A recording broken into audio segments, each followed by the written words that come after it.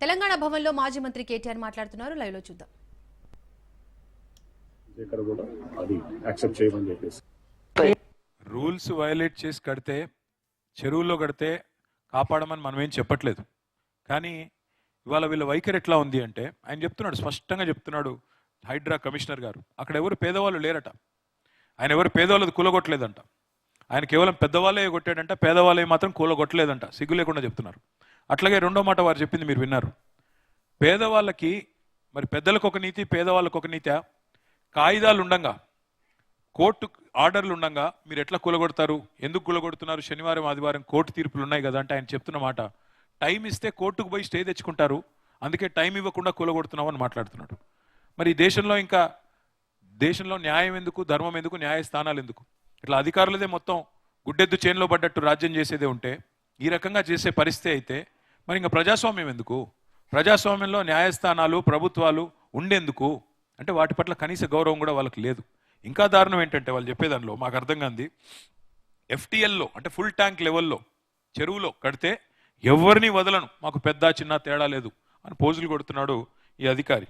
కానీ ఇక్కడ చూడండి, విచిత్రం ఏంటంటే పేదవాళ్ళ మీదనేమో విరుచుకుపడే రాక్షసిలాగా ప్రవర్తించే హైడ్రా పెద్దవాళ్ళ పట్ల ఎట్లా ప్రవర్తిస్తుందో ఇప్పుడు ఒక్కసారి మీరు చూడండి, ఏ రకంగా ఏం జరిగిందో ఒకసారి చూడండి. నెక్స్ట్, ఈయన పేరు పొంగులేటి శ్రీనివాసరెడ్డి. ఈయన ఈరోజు రాష్ట్రంలో మంత్రి. ఇదిగో ఇది ఆయన కట్టుకున్న ఇల్లు, ఆ పక్కన ఇదిగో ఇదివరకు అక్కడ ఉన్న చెరువు, మొత్తం చెరువును పూడ్చి ఇల్లు కడితే చెరువు మొత్తం పూడ్చి, ఇది నేను నా పిక్చర్స్ కాదు, గూగుల్ శాటిలైట్లో మీరు పోయినా గూగుల్లో పోతే మీకు కూడా తెలుస్తుంది. గతంలో ఉన్న చెరువు ఉంది, ఇవాళ ఆ చెరువును పూడ్చేసి మొత్తం ఆయన ఇల్లు అది కనబడుతుంది కదా అక్కడ పక్కన ఇల్లు, ఇదివరకు లేదు ఇప్పుడు అక్కడ వచ్చింది. ఆ చెరువు మొత్తం పూడ్చి అక్కడ రెవెన్యూ మంత్రి ఈయన ఈరోజు ఈ రాష్ట్రంలో. మరి ఆయన ఇల్లు కూలగొట్టే ధైర్యం హైడ్రాకు ఉందా? పెద్దలు పేదలు మాకేమీ తేడా లేదు అంటున్న బిల్డప్లు ఇస్తున్న అధికారి ఆయన ఇంటి దగ్గరికి పోయే ధైర్యం అన్న ఉందా? కనీసం పోగలుగుతాడా? పోలేడు. నెక్స్ట్, ఈయన పేరు డాక్టర్ జి వివేక్. ఈయన కూడా మరొక మంత్రి రాష్ట్ర ప్రభుత్వంలో. ఇదిగో ఆయన ఇల్లు చెరువు FTL లోపల ఉంది చూడండి, ఇది హిమాయత్ సాగర్ చెరువు, అదే ఆయన ఇల్లు రాజభవనం. ఇగో ఇక్కడ చెరువు లోపల ఇల్లు. దాన్ని కూలగొట్టే ధైర్యం హైడ్రాకుందా?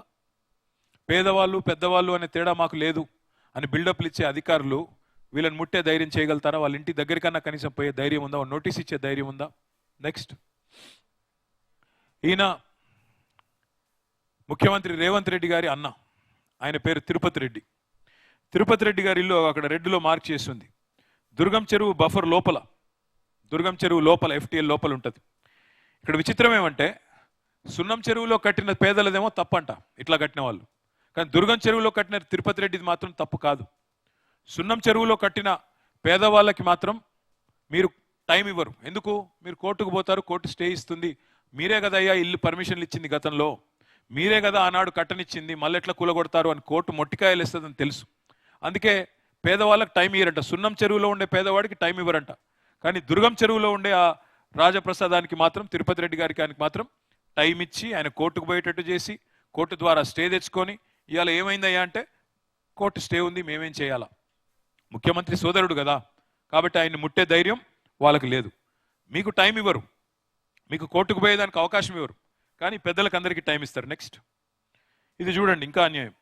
చెరువు మధ్యలో, చెరువు కనబడుతుందా చుట్టూ, చెరువు మధ్యలో అగో అది ఆ గెస్ట్ హౌస్. ఎవరిది ఇది? పట్నం మహేందర్ రెడ్డి ఈరోజు శాసన మండలిలో ప్రభుత్వ చీఫ్ విప్. ఆయనకు మాత్రం ఆయన గెస్ట్ హౌస్ దగ్గర పోయే ధైర్యం ఉందా హైడ్రాకి? చెరువు మధ్యలో ఇల్లు కడితే, కొంప కడితే దాన్ని ముట్టుకునే ధైర్యం కానీ, దానికి నోటీస్ ఇచ్చే ధైర్యం కానీ హైడ్రాకు ఉందా? ఇది అడిగితే వాళ్ళు తట్టుకోలేకపోతున్నారు. నెక్స్ట్, ఈయన పేరు గుత్తా సుఖేందర్ రెడ్డి, శాసన మండలి చైర్మన్. ఇక్కడ పక్కన చెరువు కనబడుతుంది, ఆ పక్కనే ఆయన ఇల్లు కనబడుతుంది చూడండి. ఇది కూడా చెరువు బఫర్ లోపల కట్టిన ఇల్లు. పోయే ధైర్యం ఉందా హైడ్రాకి? చెరువులో కట్టిన ఇల్లు శాసన మండలిలో చీఫ్ విప్ కట్టినా, శాసన మండలి చైర్మన్ కట్టినా అక్కడ పోయే ధైర్యం హైడ్రాకు ఉందా? పేదవాళ్ళు పెద్దవాళ్ళు ఏమీ లేదు అని మాట్లాడే బిల్డప్ ఇచ్చే అధికారులు కనీసం వాళ్ళ దగ్గరికి పోయి వాళ్ళని కనీసం మాట్లాడే పరిస్థితి ఉందా? ఆలోచించమని కోరుతా ఉన్నా. ఇవాళ రాజప్రసాదాలు మీరు కట్టుకోలేదు, మీరేం ప్యాలెస్లు కట్టుకోలేదు, చిన్న చిన్న ఇల్లు రెక్కలు ముక్కలు చేసుకొని కట్టుకున్న ఇల్లు. వాటినేమో నేలమట్టం చేసినారు, వాటినేమో కూలగొట్టినారు. కానీ ఇంత పెద్ద పెద్ద ఫామ్ హౌజులు, గెస్ట్ హౌజులు, చెరువుల్లో కట్టినా, పొంగులేటి శ్రీనివాసరెడ్డి గారు రాజప్రసాదాన్ని కట్టినా దానికి మాత్రం అడిగేవాడు లేడు. అట్లాగే మీరు చూస్తే ఇంత చూడండి, మీరు ఒకసారి భవనం కూడా చూడండి, అది ఎఫ్టీఎల్ లోపల ఎఫ్టీఎల్ మార్కింగ్ అయ్యి హద్దురాయి పక్కనే ఉంది. అయినా దాన్ని ముట్టే ధైర్యం కానీ, దాన్ని పట్టుకునే ఇది కానీ పరిస్థితి కానీ లేదు. ఇంకా నెక్స్ట్, ఇది ఇంకా అరాచకం. ఈయన మా పార్టీలో గెలిచిన ఎమ్మెల్యే శేర్లింగంపల్లి, ఈయన పేరు ఆరికపూడి గాంధీ, బీఆర్ఎస్లో గెలిచాడు. ఈయనకు ఒక జాగా, ఇది ఎక్కడ, గాజుల రామారం. ఇప్పుడు మీ గాజుల రామారం బాలయ్య బస్తీలు వచ్చారు కదా ఇక్కడ, ఇక మీ పక్కదే ఈయనది. మీ అన్ని గులగొట్టిరు, మీ అన్ని ఇండ్లు గులగొట్టిరు, బుడ్డ ఇండ్లు, 60 గజాలు, 50 గజాలు, 40 గజాలు ఇండ్లేమో కూలగొట్టిండ్రు. పక్కకు ఆయనది 11 ఎకరాలు ఆయనది. మీతో పాటు ఆయనది కూడా కూలగొట్టినట్టు యాక్టింగ్ చేసినారు. చూడండి ఇప్పుడు ఏం చేసినారో. మళ్ళీ అదే అధికారులు, ఇదే హైడ్రా వాళ్ళు దగ్గరుండి, బ్లూ షీట్స్ కనబడుతున్నాయా, బ్లూ షీట్స్, ఆ బ్లూ షీట్స్ అన్ని దగ్గర ఉండి ఆరికపూడి గాంధీ పార్టీ మారిన దానికి ప్రతిఫలంగా నజరానాగా ఆయనకు ఆ 11 ఎకరాలు మంచిగా ఫెన్సింగ్ వేసి, పేదవాళ్ళనేమో తరిమేసి తన్ని మీ మీద కేసులు పెట్టి, ఆయనకు మాత్రం ఇవాళ బ్రహ్మాండంగా అక్కడ 11 ఎకరాలు బ్లూ షీట్లు వేసి ప్రభుత్వమే రక్షణ కవచంలాగా ఒక గోడలాగా నిలబడి కట్టించిన విషయం ఇక కూలగొట్టినట్టు ఇక్కడ మళ్ళీ తిరిగి కట్టించింది. అక్కడ ఇప్పుడు ప్రస్తుత పరిస్థితి అది. ఆ పక్కన ఆయనను మాత్రం ఏం డిస్టర్బ్ చేయట్లేదు, ఆయనను మాత్రం ముట్టుకోవట్లేదు. ఇంకా దారుణం ఏంటంటే, ఇప్పుడు విచిత్రం ఈ గాంధీ గారి విషయం. మేము అడిగినాం కలెక్టర్ గారిని, ఏమయ్యా కలెక్టర్ గారు, మరి పేదవాళ్ళనేమో అక్కడి నుంచి తరిమేసినారు, మరి ఆయనకి ఎందుకు చేస్తున్నారంటే, మాకు హద్దులు చూపట్లేదు, మాకు అక్కడ రెవెన్యూ విషయంలో ఏదో డిస్ప్యూట్ ఉంది, హద్దుల విషయంలో ఇబ్బంది ఉంది అని అంటున్నారు. మరి హద్దుల విషయంలో గాంధీ గారికి వస్తుందా ఇబ్బంది, మీకు రాదా? మరి మీకు మాత్రం ఒక న్యాయం, ఆయనకు ఒక న్యాయం ఉంటుందా? ఈ మాట అడిగితే, అంటే కాంగ్రెస్లో చేరితే ఒక న్యాయం, కాంగ్రెస్ పార్టీలో లేకపోతే మీలాగా తన్ని అవతల పడేయాలా? పేదల ఇండ్ల మీదకి మాత్రం బుల్డోజర్లు, పెద్దల భూములకు మాత్రం పోలీస్ పహారాలు.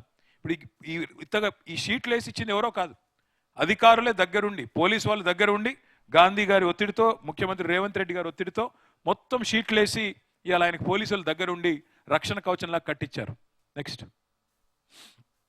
ఇది చూడండి, ఇది మూసీని అడ్డంగా కట్టిన, మూసీ నదిలో అడ్డంగా కట్టిన ప్రాజెక్టు. మొన్న మూసీలోకి నీళ్లు రేవంత్ రెడ్డి గారు నింపి హిమాయత్ సాగర్ అంతా నింపి, ఉస్మాన్ సాగర్ నింపి ఒక్కసారి వదిలితే ఆ నీళ్ళన్నీ మొత్తం మూసీలోకి వచ్చినాయి. మూసీలో, ఇది మూసీ నది, ఇది చూసేది మీకు కనబడేది మూసీ నది. ఆ మూసీలో అడ్డంగా కట్టిన పెద్ద ప్రాజెక్ట్ ఇది. దాన్ని ఆపే అధికారం కానీ, దాన్ని ఆపే ధైర్యం కానీ హైడ్రాకుందా? దాన్ని పోయి నోటీస్ ఇచ్చి ఎట్లా కడతావు, మూసీకి అడ్డంగా మూసీని కబ్జా పెట్టి ఎట్లా కడతావు అని అడిగే ధైర్యం ఉందా హైడ్రాకి?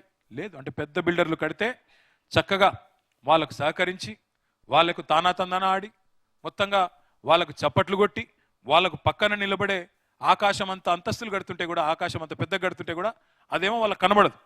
కానీ ఇవాళ మొత్తం మూసీకి అడ్డంగా ఇది కడితే చివరికి మొత్తం కింద MGBS bus stand, Imlibun bus stand కూడా మునిగింది. మరి మూసీలో నీళ్ళు ఎక్కడికక్కడ ఇట్లా ఆపితే, ఎక్కడికక్కడ కబ్జాలు పెడితే డెఫినెట్గా జరుగుతుంది కదా. దీన్ని మాత్రం అడ్డుకోరు.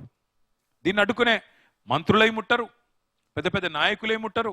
పెద్ద పెద్ద నాయకులకు పోలీసులే మంచిగా దగ్గర ఉండి, ప్రభుత్వమే దగ్గర ఉండి, ఇవాళ హైడ్రాని మేము వ్యతిరేకిస్తున్నామంటే ఇక దీనికి వ్యతిరేకిస్తున్నాం. ప్రభుత్వం బ్లాక్మెయిల్కి, 1000 కోట్లు సంపాదించడానికి, బిల్డర్లను బెదిరించడానికి, వాళ్ళ దగ్గర డబ్బులు లాగడానికి బ్లాక్మెయిల్ టూల్ లాగా వాడుతున్నది హైడ్రాన్ తప్ప పేదలకు కానీ ప్రజలకు కానీ ఏ లాభం జరగలేదు. కాబట్టి మేము వ్యతిరేకిస్తున్నాం తప్ప మంచి పని చేస్తే మేము ఎందుకు వద్దంటాం? ఇగో ఈ రకమైన కార్యక్రమాలు, ఈ రకమైన ద్వంద్వ ప్రమాణాలు, డబుల్ స్టాండర్డ్స్ని ఎక్స్పోజ్ చేయడానికే మిమ్మల్ని ఇక్కడికి రమ్మన్నది. ఇంకా దారుణం ఏమంటే, వాళ్ళ నాయకుడు రాహుల్ గాంధీ గారు ఉన్నారు ఢిల్లీలో, ఆయన ఏమన్నారు ఒకసారి వినండి. कांग्रेस पार्टी यहाँ पे गरीबों की लड़ाई लड़ेगी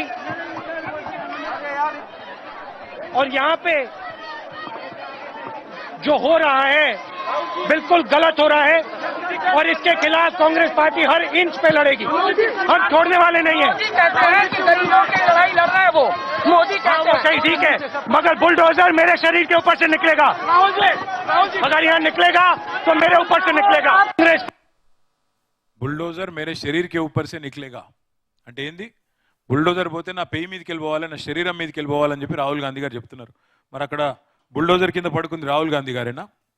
అంటే ఢిల్లీలో, యూపీలో బుల్డోజర్ నడిస్తేనేమో రాహుల్ గాంధీ కోపం వస్తుంది. అదే తెలంగాణలో బుల్డోజర్ వచ్చి, నీ ప్రభుత్వం, నీ కాంగ్రెస్ ప్రభుత్వం వచ్చి పేదల పుట్టగొడుతుంటే నీ ప్రభుత్వమే రిజిస్టర్ చేస్తుంది, బిల్లులు నీ ప్రభుత్వమే కూలగొడుతుంది. నీ ప్రభుత్వమే పట్టాలు ఇస్తుంది, నీ ప్రభుత్వమే కూలగొడుతుంటే ఎక్కడున్నారు రాహుల్ గాంధీ గారు? కనీసం ఫోన్ చేసి ముఖ్యమంత్రికి చెప్పొస్తలేదా? చేయకయ్యా ఈ పని, తప్పు పని చేస్తున్నావు అని చెప్పే ధైర్యం కూడా లేదా? ఇక్కడ నుంచి వచ్చే డబ్బులు మూటలు ఆగిపోతాయనా? ఏంది నీ భయం? ఇంకొక మాట నెక్స్ట్ కూడా చూడండి ఒకసారి. మీ ఇల్లు కూడా పోయిందమ్మా. ఆ పట్ల ఆపరేషన్ చేసుకుంటే భూమి ఇచ్చిర్రు పిల్లలు ఎక్కువ అంటే ఇప్పుడు ఎట్లా మరి మీ ఇల్లు కూడా పోయింది? ఇప్పుడు మరి ఏడికి పోవాలి మరి? ఇప్పుడు ఎట్లా మరి మీ ఇల్లు పోయింది, మీరు ఎక్కడ బతకాలి? మీరు దొంగల 4 గంటల రాత్రికి రానికి అంటే మీరు కబ్జా చేసిరు అంటున్నారు. అంటే ఇందిరమ్మ ఇచ్చిందని అంటే ఇప్పుడు మీరు ఇందిరాగాంధీ ఇచ్చింది అంటున్నారు. మళ్ళీ అదే కాంగ్రెస్ పార్టీ అమ్మ ఇప్పుడు ఇక్కడ విచిత్రమైన విషయం ఇది కొండాపూర్, శేర్లింగంపల్లి మండలం కొండాపూర్లో ఈ సైటు. ఇక్కడ 1980లో ఇందిరాగాంధీ గారు ఇంకా అప్పటికి బతుకున్నారు, 84 దాకా. ఆ టైంలో కుటుంబ నియంత్రణ ఆపరేషన్లు చేయించుకుంటే వాళ్ళకు ప్రోత్సాహకం కింద ఆ రోజు పట్టాలు ఇచ్చారు, ఇందిరాగాంధీ ప్రభుత్వం ఇచ్చింది. దాని పేరు ఇందిరమ్మ కాలనీ అనుకుంటా కొండాపూర్లో.